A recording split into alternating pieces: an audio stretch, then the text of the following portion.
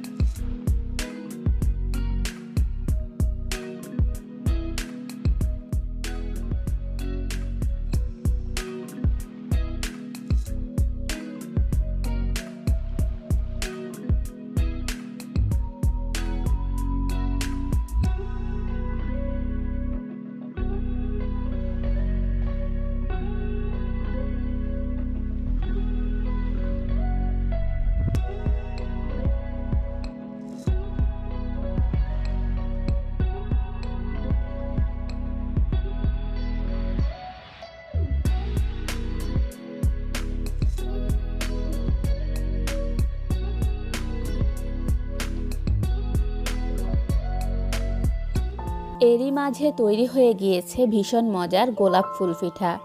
আশা করছি রেসিপিটি আপনাদের কাছে ভালো লেগেছে।